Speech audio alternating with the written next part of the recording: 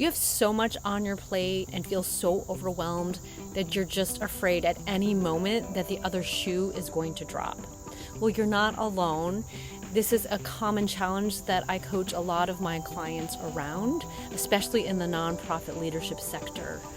And today we're going to talk through how to leverage if the other shoe does drop, some mindset shifts or hacks around how to handle the situation, and what to actually do if the other shoe drops. So I'm Gilda with the Nonprofit Path. I'm a personal development coach. My goal is to help my clients have less overwhelm and more balance in their lives.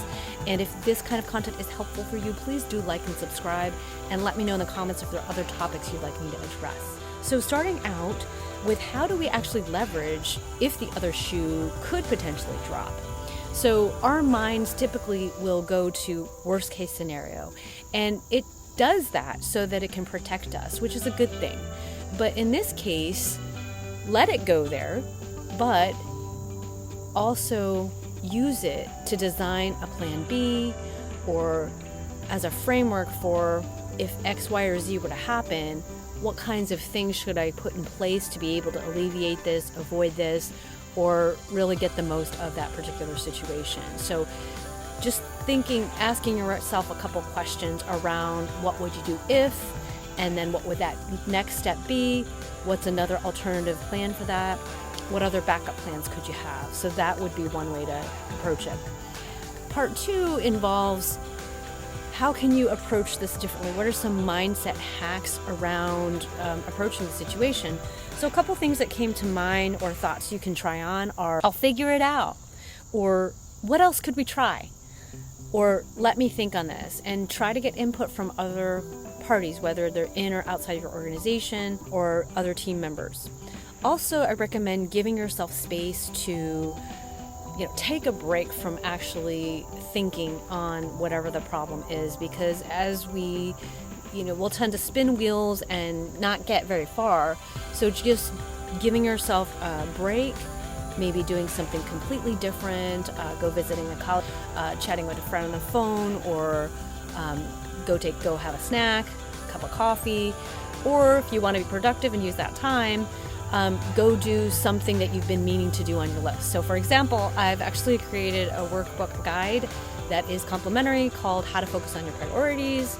If you so choose, that's something that you'd be able to, work on for a little while to get your mind off of it. It's in the link below if you want to take a look at that. Also, as you probably have experienced, your best insights are going to come when you're least expecting it. So you might be out walking your dog or taking a shower or something, and all of a sudden your ideas are going to flow to you. So definitely give yourself that room to have solutions come to you. Another thing that you can do is observe that, hey, when you happen to be in overwhelm, in stress, it all happens to all of us. Not always easy to do, but it's kind of actually therapeutic. Take a piece of paper or grab a notebook and just write down all the thoughts that are coming in. Good, bad, ugly, totally fine. You just want to capture those thoughts and leave it be, come back to it another time, and then take a look at each of those, and one by one write out what's the actual opposite thought about that, and implement them. Try to apply them one at a time. So some examples of that include, what am I going to do? And another question to ask yourself would be, what solutions would work here? Another initial thought is, this isn't going as planned, versus, although this isn't going as planned, we'll figure something out. Instead of, why is this happening to me? Remember what Tony Robbins had emphasized.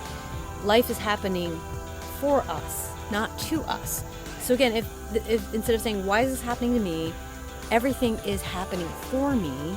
And although at this particular moment I might not understand why, what if it could be that there's a learning opportunity here? It might not be very apparent at this time either, but down the road it could serve me later. And who knows, a few years down the line, you learn something significant from this particular experience that is going to better serve you in the experience that you're having now.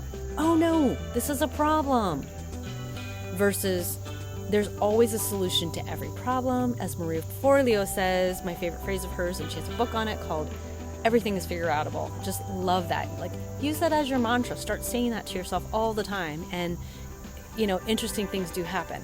So at the same time, this also building your problem solving ability. And think that. Give yourself credit. Well, like, hey, it is not always fun to deal with these problems, but every time I solve one, my problem-solving ability muscle is getting stronger and stronger. And then finally, in terms of a worst-case scenario, what would happen if the shoe actually does drop? So, first of all, allow yourself mistakes. We're all human. It's gonna happen. You're doing your best at the time with the resources you had, with the information that you had at that moment, and it's already happened. So there's nothing you can do about it. Don't beat yourself up about it. You've done your best. The important thing is, what is it that you can learn from that situation? And so here are 3 simple questions you can use to get the most out of the situation. Number 1, how did it go? What went well? What didn't go so well? And be really honest with yourself, because that's the only way you're really going to learn. Number 2, what did you learn from it? And then number 3, how can I do better next time? What processes could be improved? What people could I involve?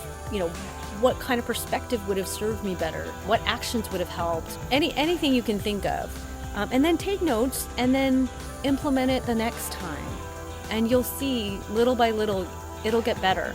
I hope that was helpful. Again, please like and subscribe if that was of value, and definitely take advantage of the complimentary guide on how to focus on your priorities in the link below. Thank you for watching, and I'll see you in the next video.